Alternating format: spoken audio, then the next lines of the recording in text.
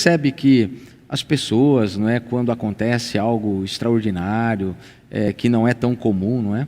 As pessoas associam muito desses acontecimentos à volta de Jesus, ao preparo, enfim. E esse tema de sair das grandes cidades, buscar um refúgio em lugares mais tranquilos, aparentemente mais seguros, é um tema efervescente, não é? E as pessoas estão aí buscando entender melhor esse tema. Então a minha pergunta para você é o seguinte: como a Bíblia e o Espírito de Profecia apresentam a vida nas cidades e qual a posição bíblica sobre a vida no campo? Fala para a gente um pouquinho sobre isso. Essa é uma pergunta muito boa, pastor, porque ela mexe com a noção que nós temos do campo e da cidade. De início, numa reflexão inicial, a gente faz uma oposição entre elas, onde o campo seria algo mais puro, digamos assim, foi Deus que criou, então é uma coisa boa, enquanto que a cidade seria uma criação humana, por isso seria algo ruim. Então essa oposição, ela acontece. Eu acho que uma coisa que pode ajudar a gente, logo no início dessa conversa, é se lembrar que o problema que a gente discute na Bíblia e na história deste mundo, não é necessariamente o campo ou a cidade, é o problema do pecado. Esse, de fato, é o problema que permeia a vida humana. E, nesse sentido, se a gente entende que o real problema é o pecado, a gente vai ter problemas relacionados à cidade, mas também à vida humana no campo, porque o campo não é um lugar excluído desse mundo de pecado. Agora, tendo dito isso, a gente também faz uma distinção, não é? Porque a cidade, ela tende a potencializar as coisas. E aí a maldade humana, o mundo de pecado, não é? Ela vai sendo potencializada de maneira muito forte no âmbito da cidade. Então isso não há como negar, não é? Mas quando a gente vai para as Escrituras, por exemplo, a gente ouve em Hebreus, a galeria da fé, as pessoas estão procurando uma cidade, cujo o arquiteto é Deus, não é? No Apocalipse nós temos a Nova Jerusalém. Então, só para lembrar que em si a cidade não precisa ser um problema, mas uma vez que nós estamos no mundo de pecado, ela se torna um problema. Nós viveremos para sempre, imagino que na Nova Jerusalém. Eu gostaria de estar nessa cidade. E é bom a gente lembrar dessa questão, né? Outra coisa importante da gente se lembrar é que quando nós falamos de cidade hoje, é um tanto diferente do que a gente vê na Bíblia. A gente vive hoje numa cidade pós-revolução industrial. As indústrias tomando conta, né? A poluição também se potencializou muito. Eu não estou dizendo com isso que a cidade antiga também não era um centro de maldade e pecado. A gente vê isso também na Bíblia. Mas a gente percebe que existe uma potencialização maior na medida que a história avança, né? A poluição, as indústrias e tudo aquilo que vai se tornando a cidade moderna. Então é importante a gente ter isso em mente. Eu creio que a maneira como a Bíblia vai trabalhar a visão de cidade é muito similar ao que os escritos do apóstolo João trabalham com a palavra mundo. Existe uma certa ambivalência. O mundo, em certo sentido, é objeto do amor de Deus, porque Deus amou o mundo de tal maneira que deu seu Filho, né? E Ele veio para este mundo, mas este mundo não o recebeu. Este mundo odeia Cristo, portanto odeia também os discípulos. A gente estudou isso na lição da Escola Sabatina da semana passada, a oração sacerdotal de Jesus. Jesus pede também que a gente não deve amar o mundo. Então existe uma ambivalência aqui, né? O mundo é objeto do amor de Deus, mas ao mesmo tempo o mundo é uma estrutura que vai contra Deus. E se a gente percebe essa questão, acho que a gente poderia fazer uma comparação útil com as cidades hoje. As cidades são objeto do amor de Deus. Muita gente nessas cidades. Ao mesmo tempo, elas são também um lugar onde existe uma estrutura potencializada do pecado, digamos assim, não é? E por isso se tornam também um problema. A gente pode pensar, só para encerrar minha fala e a gente conversar com os outros colegas também, a gente tem, por exemplo, a figura maligna de Sodoma. Ló vivendo ali, uma influência corruptora, não é? Ela vai receber, Sodoma e Gomorra vai receber os juízos de Deus, mas a gente também tem um outro retrato bíblico de grande cidade, chamada Nínive.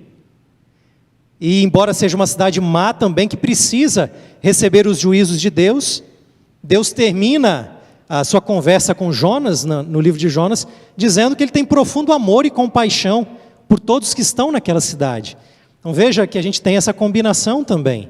O apóstolo Paulo, que trabalho fantástico ele vai fazer em grandes centros urbanos, grandes cidades, existem muitos problemas. Veja a igreja de Corinto, por exemplo, que vivencia diferentes desafios ali, está num centro urbano muito problemático, né, do ponto de vista moral, mas Deus ama as pessoas que estão ali. E aí, em cima dessa visão bíblica, quando a gente vai para Ellen White, para o Espírito de Profecia, a gente vê o mesmo movimento duplo. O trabalho que ela deseja nas grandes cidades, objeto do amor de Deus, pessoas ali, mas também centros de grande degradação pecaminosa. E por isso ela vai falar da importância da vida no campo. Então esses dois elementos eu creio que estarão na nossa conversa hoje. Quer dizer, você não precisa desconsiderar nenhum e nem outro, e nem considerar um acima do outro, porque em qualquer lugar que você vai, a presença do pecado está. É claro que a gente tem a possibilidade, né, do campo, uma comunhão maior com Deus, e isso é natural que isso aconteça em detrimento aos grandes centros, a agitação, o barulho, todo esse contexto, como você colocou muito bem. Mas achei muito interessante essa colocação entre a visão bíblica das cidades e a visão bíblica também do campo. Deus precisa de pessoas em todos os lugares, não é? Afinal de contas, em todos os lugares existem pessoas a serem salvas, não é isso, pastor? Sem dúvida, eu acho que quando nós olhamos a Bíblia e também a profecia, eu creio que existe um ideal divino que está ligado com o campo. E acho que isso está na própria criação do Jardim do Éden, e Ellen White explora bastante isso. Quando Deus criou o primeiro lar para a família humana, o criou no jardim, não é? E que esses lares deveriam ser multiplicados, e deveria ser um modelo, quando a humanidade crescesse no mundo sem pecado, deveriam multiplicar esse mesmo exemplo de lar e cobrir a face toda da terra com jardins do Éden, como a parte do modelo divino. Seria extraordinário, hein? Esse é ideal divino, não é? E é curioso ver que em Ezequiel 28, quando fala do céu, o profeta usa a linguagem do jardim do Éden. E Ellen White, quando comenta isso, diz que esse Éden, que se refere lá do qual o Lúcifer caiu, não é? Andava no meio das pedras preciosas, até que se achou iniquidade nele, este era o Éden do céu, não o Éden da terra. Era o modelo perfeito da qual o Éden da terra foi copiado. Então este era o lugar onde Deus habitava. E, sem dúvida, quando nós olhamos o texto bíblico, as primeiras cidades vêm ligadas no contexto do pecado e da humanidade. Caim é o primeiro a abrir uma cidade, né? Vai nomear para o seu filho. As cidades se tornam centros de rebelião contra Deus no mundo pré-diluviano. Ellen White fala muito sobre isso. E depois, no mundo pós-diluviano, a primeira grande cidade a ser construída é Babel, Babilônia, com a sua torre, que era um símbolo da rebelião contra Deus. Mas aí entra esse outro lado, que o pastor Adriano apresentou, é que Deus, você vê com os patriarcas, Abraão, ele tira Abraão de uma cidade, ou dos caldeus, leva para uma terra. Abraão vive no campo, Isaac vive no campo, Jacó vive no campo, não é? Mas quando o povo de Israel recebe, distribui as terras, Deus diz que Deus iria escolher um local para colocar o seu nome. E ele vai escolher uma cidade. A gente esperaria que Deus escolhesse um campo. Ele vai escolher Jerusalém. E vai escolher também cidades-refúgio, que serão símbolos de salvação. E é interessante isso, porque depois, a partir da imagem bíblica com Davi, o céu já não é mais apresentado como um jardim. O céu é apresentado como a Jerusalém celestial. E aí essa vontade de Deus, a cidade é um fruto inicial do homem na sua rebelião contra Deus, mas Deus quer transformar as cidades em centros de salvação, que nem as cidades-refúgio. Quer transformar a cidade num centro de onde sai a palavra. Porque, notem, nós estamos agora, até como igreja, começando a estudar a palavra de Deus, a pregação apostólica, e diz que vocês serão minhas testemunhas em Jerusalém, na Judéia, Samaria, até os confins do mundo. O lugar onde o evangelho pode ser pregado e potencializado, primeiro nas cidades. E a partir dali se espalha. Se você só pregar o evangelho no campo, vai converter alguns que vivem ali, mas será muito poucos. Então Deus, ele tem essa habilidade de transformar aquilo que é até símbolo de rebelião contra ele também, como potencial de redenção. E a Nova Jerusalém vai ficar para sempre, na eternidade, mostrando como Deus redimiu a humanidade. E talvez, eu acho que é esse equilíbrio ali, não é? A gente sabe, como vida, a irmã White fala, é que a senhora White fala que no campo, para a educação dos filhos, para poder comungar com o Criador, é muito melhor. Né? Mas as cidades são grandes centros de missão. E aí está uma questão que tem de ter esse balanço. A gente vai entrar nesse processo aí daqui um pouquinho. Pastor Carlos, é interessante essa comparação, esse paralelo, né? Na verdade, isso só abre a nossa mente para algumas questões muito importantes, porque o que a gente vê muitas vezes em conversas, não é, em grupos, são pensamentos às vezes meio radicais, não é? As pessoas, elas radicalizam demais de um lado, outros radicalizam demais do outro lado, e todo radicalismo é uma questão muito complicada.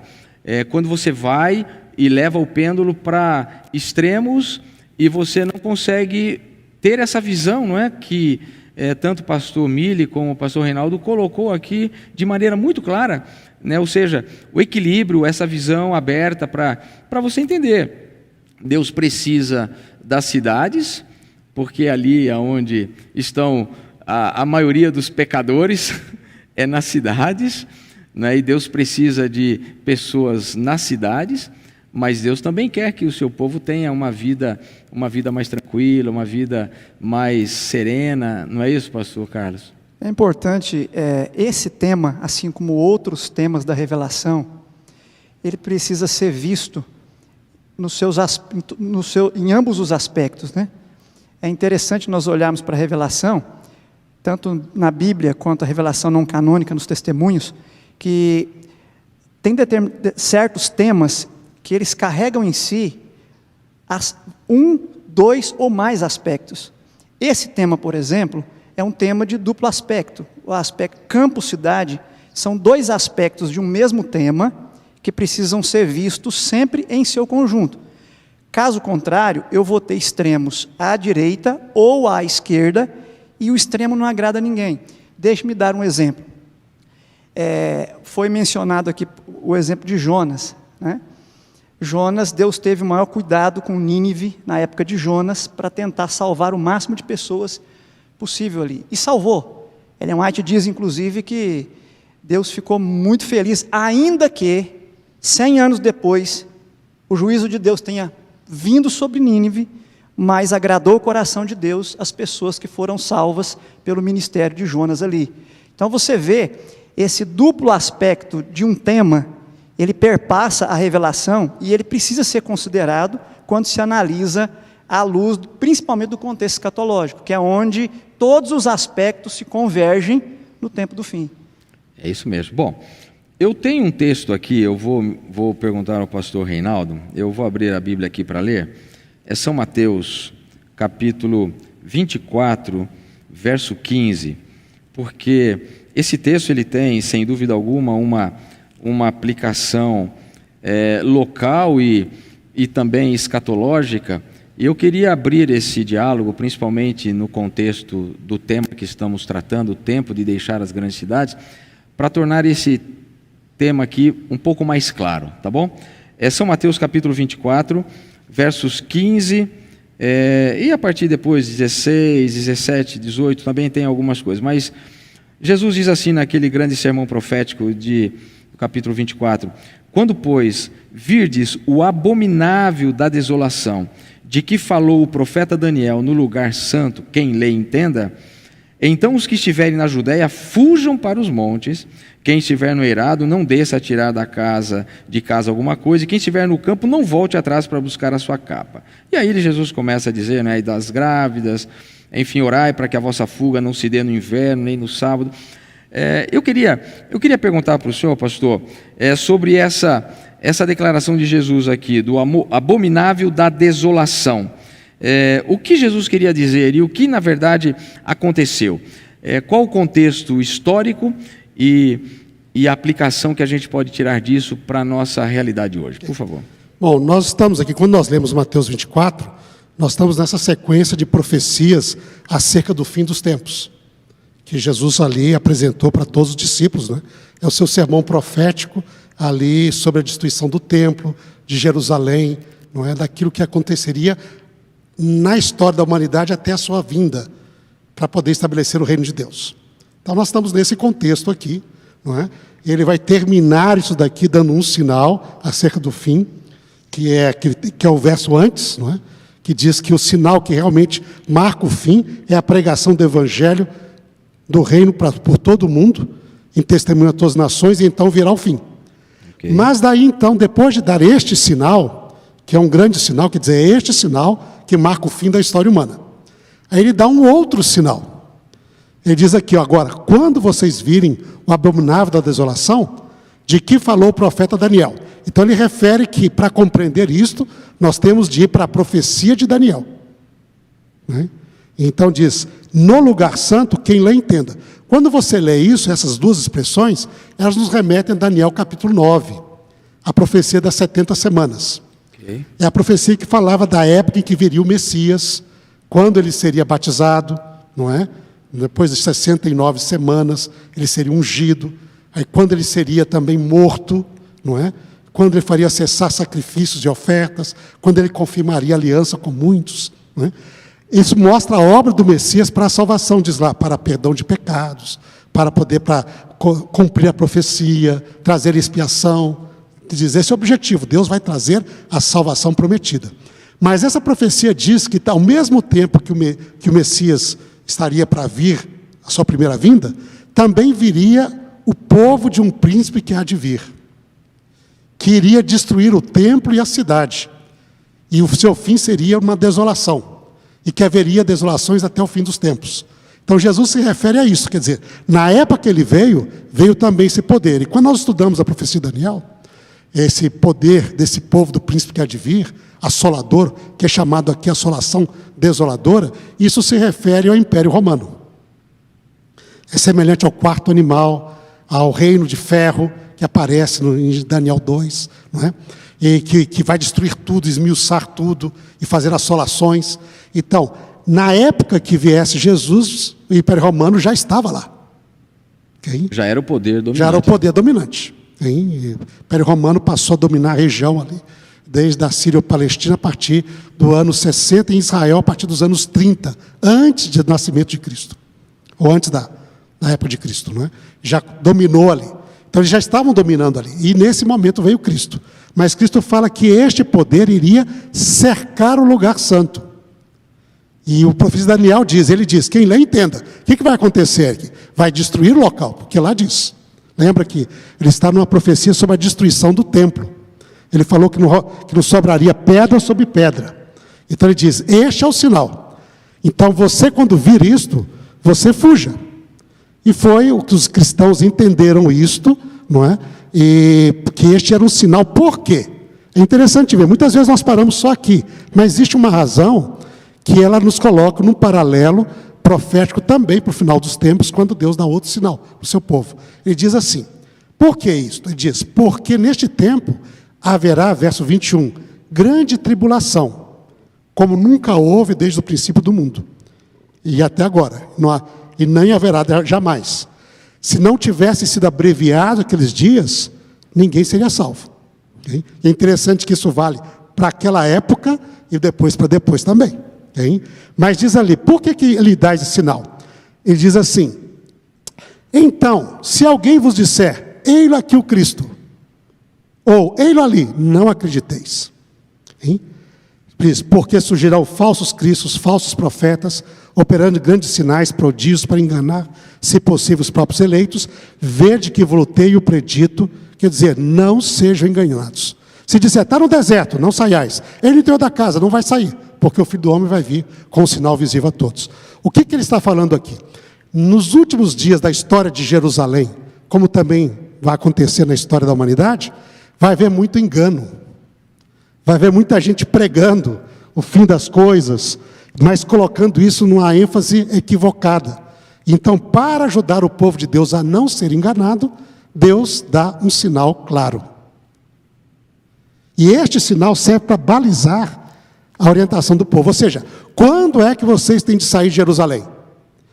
Diz, o sinal é este, quando as tropas romanas cercarem a cidade. Isso aconteceu, né, pastor? Isso aconteceu logo no ano 66, no início da guerra entre judeus e romanos, não é? As tropas romanas vieram sob a liderança do general Céstio, cercaram a cidade e estava a ponto de tomar a cidade.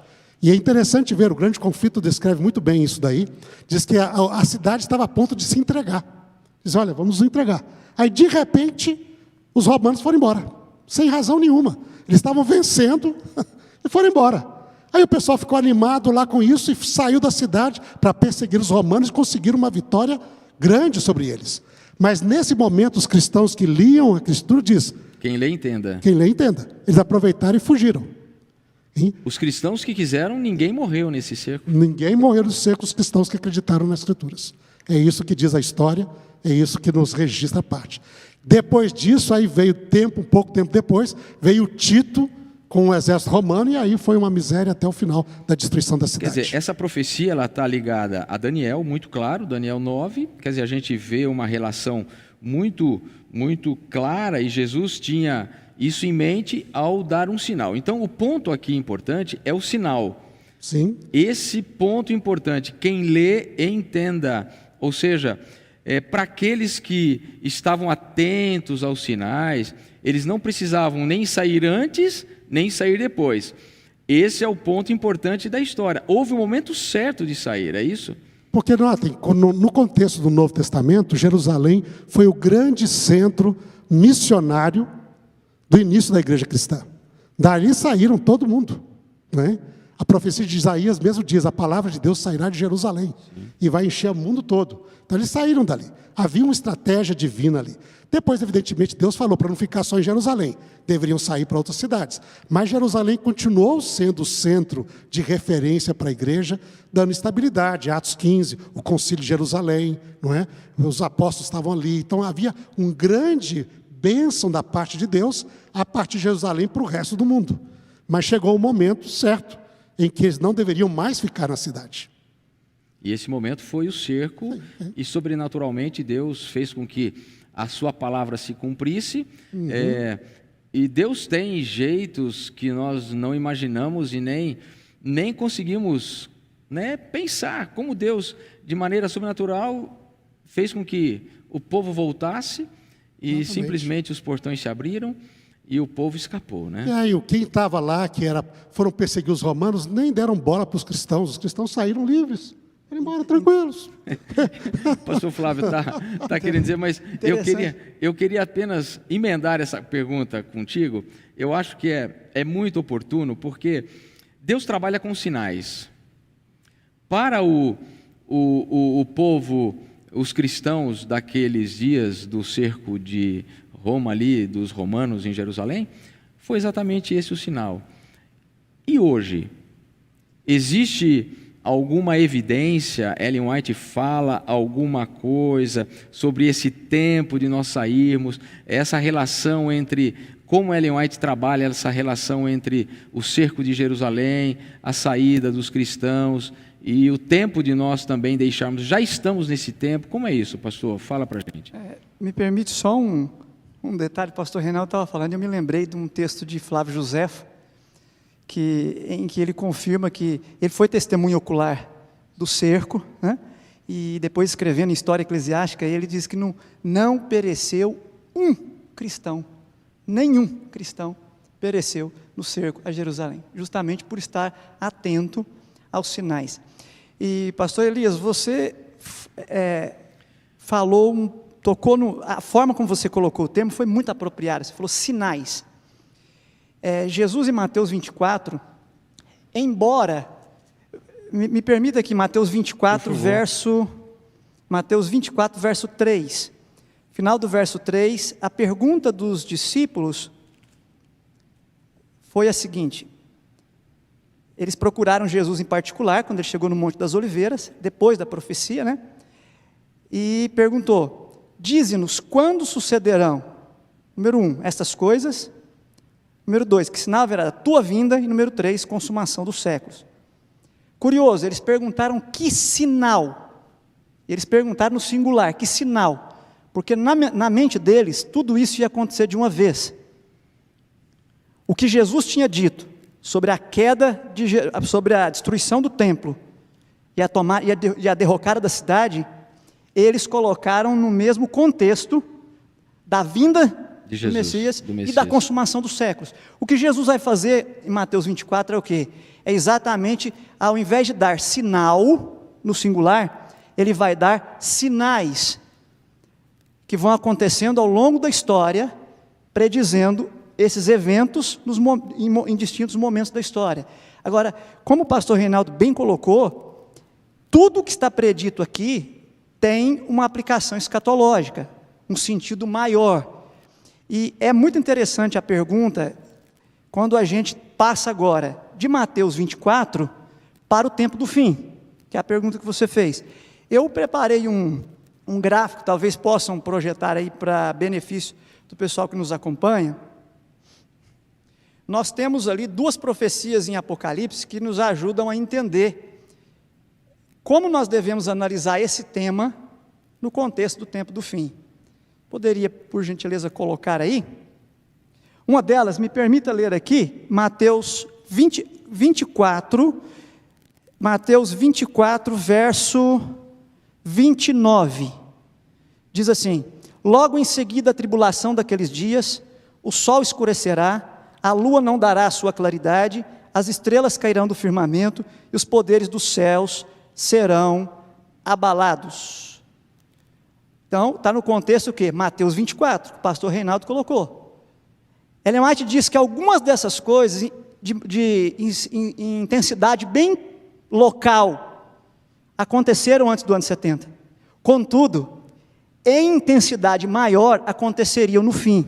E aí agora a gente vai para Apocalipse capítulo 7. Capítulo 6, no contexto do 6º selo, diz assim, ó. Apocalipse 6, verso 12, no contexto do 6º selo. Vi quando o Cordeiro abriu o 6º selo e sobreveio grande terremoto. O sol se tornou negro como saco de crina, a lua toda como sangue, as estrelas do céu caíram pela terra, como a figueira, quando abalada pelo vento forte, deixa cair os seus figos verdes, e o céu recolheu-se como pergaminho que se enrola. Então todos os montes e ilhas foram movidos do seu lugar. Interessante, isso aqui aconteceu em vários momentos da história. Contudo, como bem disse o Dr. William Shea, um estudioso de profecias que faleceu no começo desse ano, ele dizia, nessa exata ordem que aparece aqui, só aconteceu ali no final do tempo do fim, começando em 1755 com o terremoto de Lisboa, 1780 com o dia escuro e 1833 com a queda das estrelas. Com isso Deus está trazendo a gente de Mateus, do contexto de Jesus, Mateus 24, para o contexto escatológico.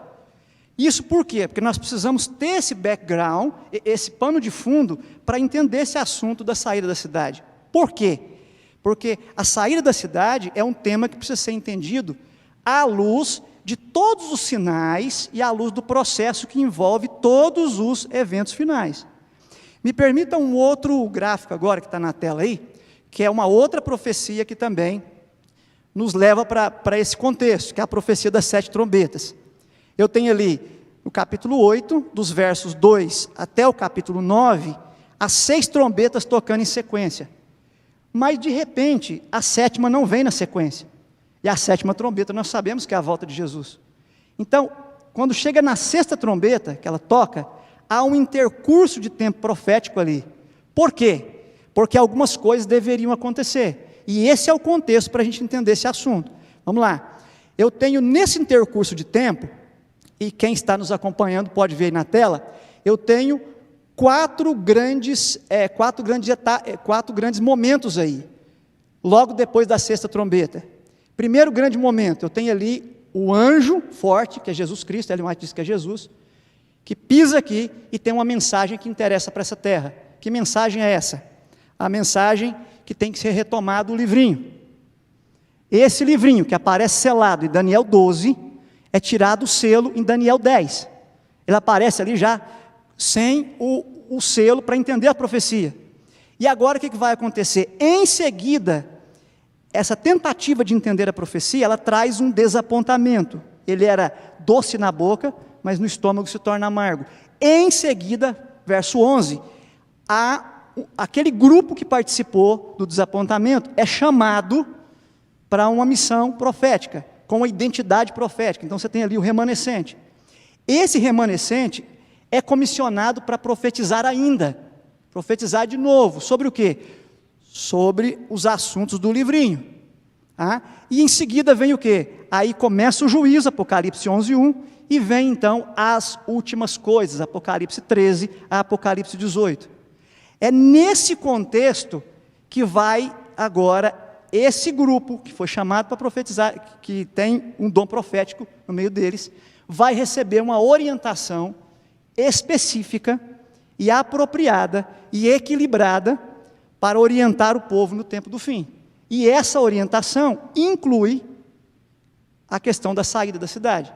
No contexto do quê? No contexto também da mensagem ser proclamada na cidade. Então veja como é que a coisa está combinada aí no contexto profético. Então, quando a gente olha aqui, há muitos que pode parecer complexo, mas não é tanto assim. Quando o pastor perguntou então, que sinais teria então para sair das cidades?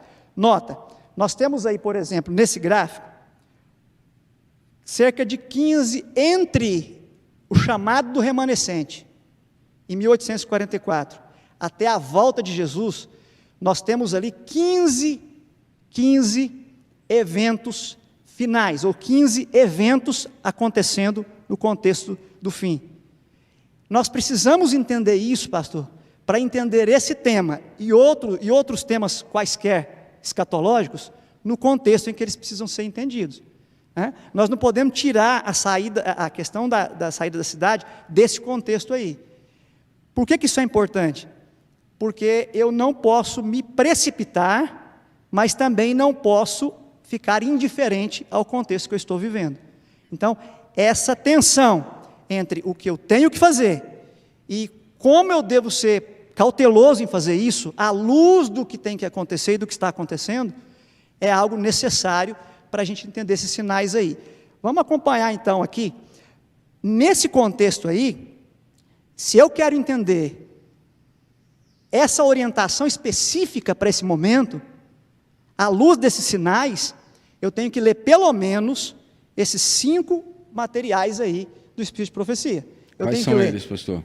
Vida no Campo, eu tenho que ler Eventos Finais, capítulo 7 e 8, Mensagens Escolhidas, volume 2, que nós vamos tocar aí um pouco mais adiante, em que Ellen White apresenta alguns conselhos para pessoas que estavam saindo das cidades em Battle Creek, mas estavam fazendo isso de forma inapropriada.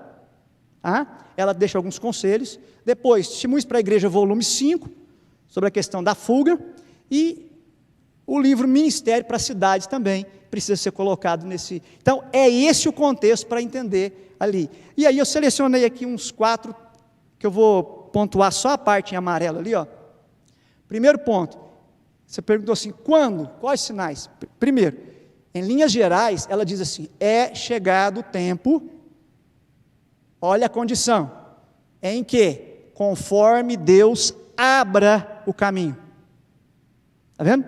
Ela coloca um princípio geral e coloca princípios balizadores de como o princípio geral tem que ser aplicado. Então eu não posso simplesmente olhar para o princípio geral, eu tenho que olhar o princípio geral dentro do contexto escatológico e olhar os princípios balizadores. Ela diz assim, ó, tirem suas famílias da cidade, mas ela fala assim, ó, dentro em breve terão que abandonar a cidade, sair o mais depressa possível. Isso é um princípio geral. O que mais que ela fala? Não vem muito distante o tempo em que, como os antigos discípulos, seremos forçados a buscar refúgios em lugares isolados e solitários. Como o cerco de Jerusalém pelos exércitos romanos era o sinal de fuga para os cristãos judeus, assim, o arrogar-se nossa nação, O poder no decreto que torna obrigatório o dia de repouso papal será uma advertência para nós. Será então o tempo de deixar as grandes cidades, passo preparatório para sair das menores depois e ir para as montanhas. Então veja que aqui você tem o quê? Você tem sinais que mostram a seriedade do tempo em que estamos vivendo, mas você tem esses sinais culminando no grande sinal. E o grande sinal é o quê? É o momento em que sair o decreto dominical. Tá? Interessante, decreto dominical nos Estados Unidos. Isso aí é uma questão que o pessoal às vezes é confuso. Por exemplo, a pessoa diz, lá na Europa agora estão passando um decreto dominical, o catolicismo escreveu, o Papa escreveu. Olha, decreto dominical na Igreja Católica existe desde os dias de Constantino. Então, desde o século IV. É um decreto dominical que nunca foi revogado. Okay? Então, esse decreto já é bem antigo. Okay? Então, o que os países ali depois façam, isso daí não. Mas o decreto que ela chama atenção é quando isso se torna um decreto oficial pelos Estados Unidos. Pelos Estados Unidos, né? Tem um detalhe, sim, tem um detalhe interessante, pastor. Veja esse texto aqui. Ela fala que esse decreto é semelhante ao de Nabucodonosor, será semelhante ao de Nabucodonosor e semelhante ao de Assuero. Ou seja, você tem todo um processo aí. Isso não é assim, falou ontem à noite e amanhã cedo já. Tem um processo aí. Olha esse texto aqui, ó. Ela fala aqui, posto que um decreto geral haja fixado um tempo, e no texto lá de baixo fala assim, ó, depois de um certo tempo. Então, o que vai acontecer? Você tem sinais anteriores, mas quando chega na época, no momento do decreto, é estabelecido, o decreto ele decorre de tratativas que vão ser feitas, ele decorre de conluios que vão ser feitos. Quando ele for decretado, ele é decretado sob condições que serão cumpridas depois de um tempo. Assim como foi o decreto de Assuero. O decreto de Assuero não mandou executar os judeus de um dia para o outro. Havia uma data estabelecida para isso, havia um prazo para isso. Então, quando esse sinal acontecer, haverá ainda tempo de sair das cidades.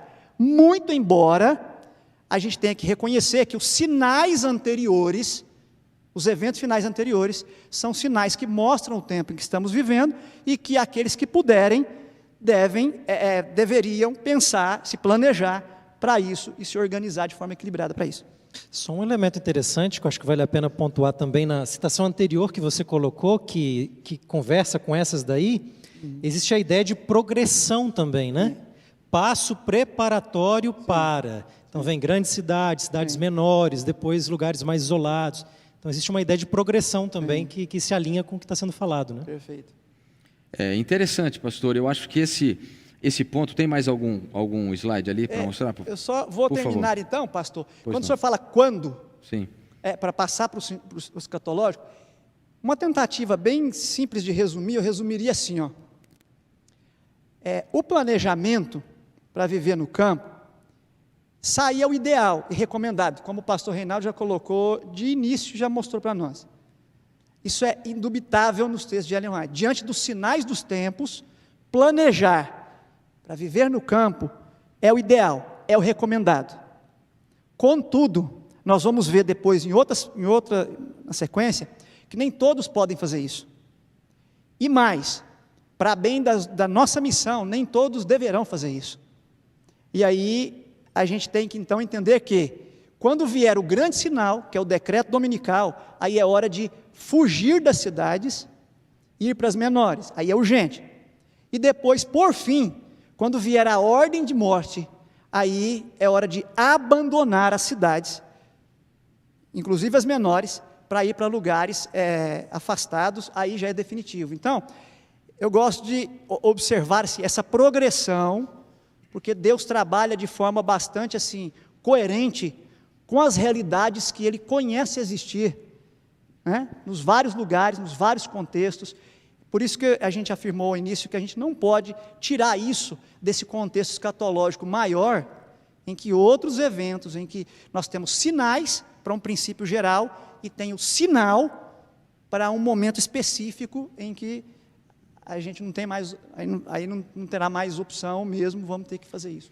Ok, então eu acho que ficou muito claro esse ponto para nós. Desde o momento que o pastor Reinaldo coloca essa comparação profética de Daniel, São Mateus 24, o sinal, eu estou fixando bem essa questão, o sinal, porque os sinais nós sabemos, eles existem, e nós temos pelo menos uma mínima ideia. Você pode não conhecer muito de profecia, você pode não conhecer muito de escatologia, mas você já ouviu muitos sermões, né? As pessoas já ouviram muitos sermões, então os pastores falam, pregam, os sinais estão aí, são sinais sociais, sinais políticos, sinais proféticos e também o sinal. Na verdade, o sinal fica bem claro pela revelação profética de Ellen White, que é o estabelecimento de uma lei que obrigue definitivamente os cristãos a observarem o domingo. Isso virá pelos Estados Unidos, como o pastor Reinaldo colocou. Começa nos Estados Unidos, né? Pode ter países outros que já teriam essa lei antes, mas o sinal é aquele que é dado nos Estados Unidos. A partir daí, ela descreve, vai começar um período de intolerância contra aqueles que não aceitarem. Como diz o professor Flávio, né? Haverá um tempo, as coisas vão ficar difíceis. Vai ter gente que não vai aceitar. Aí vai ter rejeição no social, vai ter rejeição política, vai ter uma rejeição mundial para aqueles que não se submeterem. Apocalipse fala sobre isso. Este em Apocalipse é chamado como o sinal da besta. Quer dizer, essa imposição desse decreto torna praticamente impossível a pessoa viver normalmente na sociedade. Além de ser rejeitada, perseguida, diz lá, não poderá nem comprar, nem vender. Não é? Então, isso vai. Então, saiu o sinal, diz, este é o sinal. Agora, é interessante, isso não quer dizer que, como diz, o ideal divino é, em podendo a pessoa, tendo possibilidade, já para sair, se possível, agora. Claro. Não é? Mas é interessante que, quando você lê nas diversas obras ali, não é? Uma delas é bem essa daqui, como o professor Carlos mesmo indicou, esse Eventos pequeno finais. livreto de eventos finais, não é? Esse resumo do que Ellen White diz, e é bem pequenininho, é bem fácil de ler, não é? E ajuda a todos aqueles que não leram ali, seria recomendado, leiam. Quem? Livro de cabeceira para esse tempo, viu, pastor? Exatamente, não é? Porque você vê esse equilíbrio de Deus. Ela fala assim, o modelo divino para essa questão de vida no campo se chama, ela cita isso sempre, Enoque. Enoque saiu das grandes cidades da sua época, mas não era no mundo antediluviano, havia grandes cidades? Havia. No contexto daquela época, né? Mas eram muito maiores do que nós imaginamos. Ellen White fala de grandes cidades, com avenidas, com casas, eram esplendorosas. Diz, coisas assim, maravilhosas cidades, para a glória do gênio e o poder humano. Diz. Ela diz, não era um mundo assim primitivo, não, era um mundo glorioso. Ele saiu, mas diz, ele saía, e ela coloca, a vida no campo ajuda o indivíduo na sua comunhão com Deus, no crescimento da sua vida cristã, na educação das crianças. Ela fala bastante de família com crianças, não é? Para que as crianças não sejam influenciadas pelas coisas más que existem na grande cidade. Mas, ao mesmo tempo, ela diz assim, bom, está essa parte, seu crescimento espiritual como cristão, sua comunhão com Deus, educação dos seus filhos. Mas Enoque não vivia só no campo. Ele tinha períodos que ia fazer trabalho missionário nas cidades.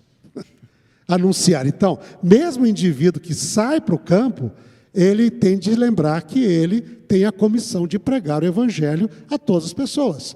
Ao redor dele, lá no campo, nas cidades em volta, e também nas grandes cidades, onde ele puder ter a influência. A saída da cidade não isenta a gente das missões. E nem isenta também da responsabilidade pelas grandes cidades. Esse é um tema que a gente vai entrar já já, e que é efervescente, né? É difícil você não pegar um tema e não linkar a outro, né? Mas eu entendo bem essa questão, e acho que você que está nos assistindo sabe bem e consegue ter essa percepção de que o que nós estamos discutindo aqui, estamos fazendo a base da Bíblia e do Espírito de Profecia, mas sobretudo com muito equilíbrio, né? Porque, pastor Adriane, a motivação muda todo o contexto, né? A motivação, ela muda toda a forma como nós agimos, como nós fazemos, não é?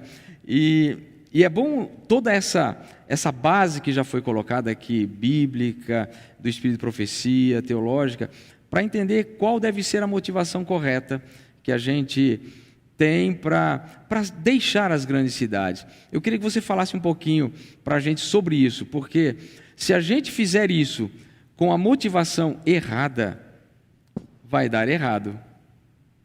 E a gente sabe muito bem, e eu poderia aqui contar inúmeras histórias de pessoas que, por motivação errada, fizeram a coisa errada e se arrependeram depois.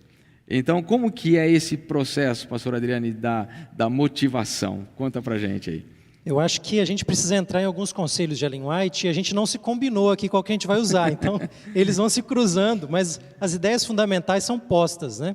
O que me incomoda às vezes, pastor, é que em alguns momentos a gente pode dar a impressão de que a gente retrata Ellen White como se fosse uma sectária, uma mulher fundamentalista, mas na realidade ela está pensando todas essas coisas como uma grande educadora, se eu puder dizer assim, pensando na família, pensando nos valores das pessoas, e pensando também no tempo do fim, é claro. Mas se a gente vai para o Vida no Campo, por exemplo, que foi um livro que eu dei uma repassada ontem à noite, em cima das leituras prévias que eu tinha, eu fiquei assim, impressionado novamente, sobre como que a ênfase dela é mais na visão do caráter do que simplesmente uma mera fuga, que também é enfatizada por ela. Mas só para pontuar aqui, ela vai falar coisas do tipo assim, a vida espiritual ela deve ser uma prioridade para eu escolher um lugar para morar. E ela vai falar isso num contexto que às vezes as pessoas não utilizam esse critério, eles utilizam outros critérios. Mas ela fala, a vida espiritual é importante para a gente definir um lugar para morar. Veja, uma motivação, né? Ela fala assim, é importante proteger os filhos, como já foi mencionado, de más influências. E ela vai falar, a cidade tem muito disso. Como eu falei no início, ele potencializa o mal, digamos, né? E aí tem uma visão equivocada de sucesso, nesse contexto. Tem uma ênfase muito grande na sensualidade, ela vai pontuar isso também. Ela se preocupa com a ideia de corrupção, de crime, de idolatria, a paixão pelo dinheiro, pela luxúria, a busca do prazer desenfreado, não é? Também um lugar de muitas doenças e às vezes um ambiente poluído para o cultivo da saúde. Veja só, são motivações que estão pensando na família, não é? No crescimento, no desenvolvimento. Ela vai dar também pontos aqui para se pensar sobre o cultivo da mente, do corpo, do caráter. Ela vai dar exemplos negativos de Ló e da sua família. Ló não planejou ali isso para sua família. Fala dos tempos de Noé também, das grandes cidades. Mas aí ela começa também a dar outros pontos. Você veja como ela é equilibrada. Ela fala, mas a gente tem que ter também restaurantes nas cidades, para que as pessoas da cidade possam aprender mais sobre o cultivo da saúde por meio da alimentação adequada, ensinando as pessoas, no mesmo livro, eu estou em Vida no Campo ainda. Ela vai falar da importância de se construir o caráter, onde as crianças estão olhando para as obras de Deus no meio da natureza, porque com essa contemplação, isso tem uma contribuição positiva, não é? Ela vai falar em contraste com o amor ao dinheiro desenfreado. Ela fala que o campo traz uma ideia de uma vida de simplicidade, não é? De trabalhar com as próprias mãos. Mas ela vai falar também, dar esse enfoque que o pastor Reinaldo colocou, de que é preciso trabalhar nas cidades e, se possível, não viver nelas. Então, você trabalha lá, mas você não está vivendo necessariamente lá, de acordo com o ideal que ela está colocando. Então veja, nessa mentalidade, o lugar para morar, embora seja retirado, não pode ser também muito longe das cidades, de acordo com o que ela está colocando aqui. E ela vai estabelecer esses elementos em textos mais claros.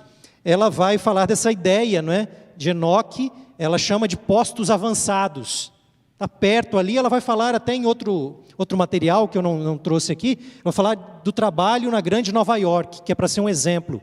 E para, se possível, comprar lugares próximos da cidade para que seja feito esse tipo de trabalho. Veja como ela equilibra com bastante sabedoria esses dois elementos, da educação do caráter, o cultivo dele, e ao mesmo tempo o trabalho missionário em prol das pessoas, né? E por isso ela vai falar de propriedades, se possível, adquirir propriedades com fácil acesso às cidades. E aí ela vai falar ainda que nesse lugar que é adquirido, para que possa trazer gente da cidade ali, para que seja tratado, por exemplo, doentes que não conhecem a verdade. Então olha a motivação, né? É servir ainda mais por meio desse ideal, né? Mas as igrejas, ela fala, as igrejas têm que estar nas cidades, porque ali tem que estar um memorial do nome de Deus dentro das cidades. As instituições não, as instituições fora, mas também com uma certa proximidade para que a instituição possa abençoar a cidade. Então é uma ênfase que às vezes a gente não dá, né? Ou não ouve muito sobre essa ideia de uma proximidade da cidade, e tudo isso tem a ver com motivações. A gente está trabalhando aqui motivações, né?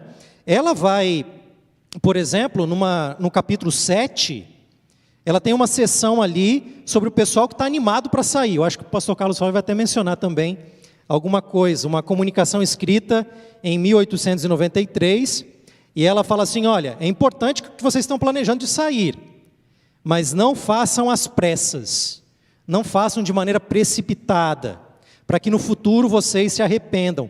Cuidado, não hajam com movimentos precipitados, se planejem, veja, motivação, não é? Não é algo assim, um ardor que vai agir de repente, não é?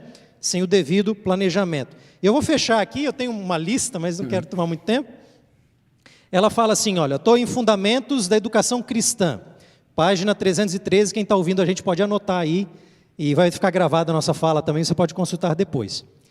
Olha o exemplo da escola. Verificaremos ser necessário estabelecer nossas escolas fora e distante das cidades, mas não tão longe que não possam estar em contato com elas, para lhes fazer bem e permitir que a luz resplandeça em meio das trevas morais. Os estudantes têm que ser colocados sob as circunstâncias mais favoráveis para neutralizar grande parte do efeito que eles têm recebido. Então veja o equilíbrio aí. Protege os estudantes, mas não coloca muito longe, senão também você não abençoa a cidade, né? Aí vem agora Testemunhos para a Igreja, volume 9, página 201. Tanto quanto possível, devem elas ser abertas fora das cidades, escolas. Entretanto, nas cidades existem muitas crianças que não podem ir à escola se esta se localizar fora. Então, em benefício das mesmas, sejam também abertas escolas nas cidades, tanto quanto no campo. O ideal é no campo, mas não se esqueça das cidades, porque tem criança ali, que não vai ter condições de frequentar essa escola que está no campo. Depois ela vai falar Mensagens Escolhidas, agora volume 2, página 358. Nas cidades, como eu mencionei antes, devemos ter casas de culto como memoriais de Deus, mas instituições para publicação da nossa literatura, para a cura dos enfermos, preparo dos obreiros, fora das cidades, para que os nossos jovens sejam protegidos. Então veja a motivação aqui. Agora, eu tenho apenas outros 3 pontos aqui. Testemunhos, volume 9, página 128. O Senhor me apresentou a obra que tem de ser feita em nossas cidades.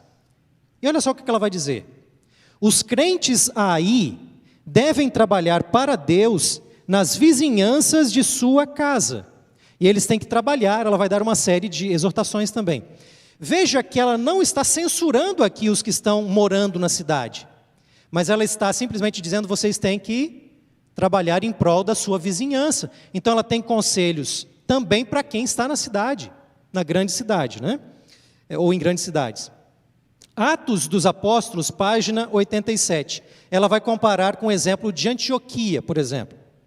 E ela fala assim, o exemplo dos seguidores de Cristo em Antioquia deve servir de inspiração, motivação, que é a nossa pergunta aqui, para todos os crentes que vivem atualmente nas grandes cidades do mundo. Então tem conselhos para quem está morando lá. Conquanto esteja no plano de Deus que obreiros escolhidos, de consagração e talento, sejam enviados a importantes centros de população para realizar conferências públicas, é também seu propósito que os membros da igreja que vivem nessas cidades Usem os talentos que Deus lhes deu, trabalhando em favor das pessoas. Tem um trabalho para elas ali na cidade. E último agora, Serviço Cristão, página 137. Compreendemos a grande necessidade de trabalho missionário para levar a verdade, não somente aos países estrangeiros, mas também àqueles que se encontram junto de nós. Há ao nosso redor cidades e vilas onde não se está fazendo esforço algum para salvar almas. Por que não haveriam de se estabelecer nesses lugares famílias conhecedoras da verdade presente para aí hastear a bandeira de Cristo, trabalhando com humildade, não em sua própria maneira, mas segundo a maneira de Deus, para proporcionar luz àqueles que não têm conhecimento? Então, olha só, por que eu estou trazendo essa citação? Porque, em geral, o ideal é mudar para o campo. Mas aqui o conselho dela é o contrário. Tragam famílias para se estabelecer na cidade para trabalhar ali. É este o conselho em geral? Não, não é. Mas isso faz parte também do propósito evangelístico. Então, qual é a motivação, né? Muitas vezes a motivação de ir para o campo é uma motivação minha, de pensar em mim, o que eu vou fazer com a perseguição, aonde vai ter mantimento para mim quando vier a perseguição e tal. E aí a gente começa a pensar tanto na gente, o egoísmo, que a gente vai embora e se esquece que tem gente que precisa ouvir da palavra de Deus. Então, qual é a motivação correta? É seguir esse ideal, mas estabelecendo um plano para que possa haver trabalho na cidade. O trabalho evangelístico ele precisa continuar, porque tem gente lá ainda precisando receber a palavra de Deus. Então, em palavras gerais, qual seria a motivação? Não seria a motivação inicial de Jonas, que não estava preocupado com a cidade, não é? Pastor Adriane, realmente é uma aula aí de teologia e de espírito de profecia, né? Porque a gente fica tão tranquilo quando a gente olha para essas orientações e eu me sinto assim bem tranquilo. Eu acho que os pastores, os líderes da igreja, eles deveriam ter essa visão, não é, muito clara do equilíbrio, porque quando a gente, como eu disse no início, a gente toma um tema tão delicado, tão importante como esse, a gente leva às vezes para o sensacionalismo, leva por um outro lado, a gente assusta as pessoas, não é? E esse é um tema que a gente não pode trabalhar no sentido de assustar as pessoas, né, pastor Reinaldo? A gente precisa acalmar as pessoas, porque a gente já vive num conflito de ideias, de conspirações e de tantas coisas que acontecem, que isso já é o suficiente para assustar a gente, ainda quando a gente leva para um tema tão importante como esse, e a gente bota as pessoas em pânico. Esse não é um tema para pânico, né, pastor? Eu acho que aqui não é, alguns irmãos dizem assim, vocês estão querendo acalmar as pessoas. Não é isso, nós queremos que as pessoas tenham, nós e as pessoas tenham a paz de Cristo. E a paz de Cristo vem, mesmo em momentos difíceis, quando nós sabemos aquilo que é a vontade de Deus para o seu povo. Ou seja, como diz ali, existe um ideal divino, existe conselhos divinos para isso, e quando nós apresentamos isto, existe também um equilíbrio. Eu saio para poder me preparar melhor para os meus filhos, mas eu estou com a missão na mente. Eu vou fazer missão. Eu vou fazer missão onde eu estou morando, vou fazer missão na cidade que eu deixei também, onde tenho amigos, familiares, não é? Pessoas conhecidas, eu volto. Quer dizer, há o equilíbrio, eu não vou me retirar, isolar, porque aqui não é para ser uma seta. Porque eu não vou falar com mais ninguém. Não, Cristo nos chamou para pregar o Evangelho. E nós temos de fazer isto enquanto a graça de Deus nos permitir. E essa é a nossa principal função. Então, esse equilíbrio é muito... Tem momentos que precisamos colocar gente nas cidades, não tirá-las. Levar a gente para a cidade. Por quê? Porque, que nem Jonas, Deus falou, vai para lá, o seu lugar é Nínive.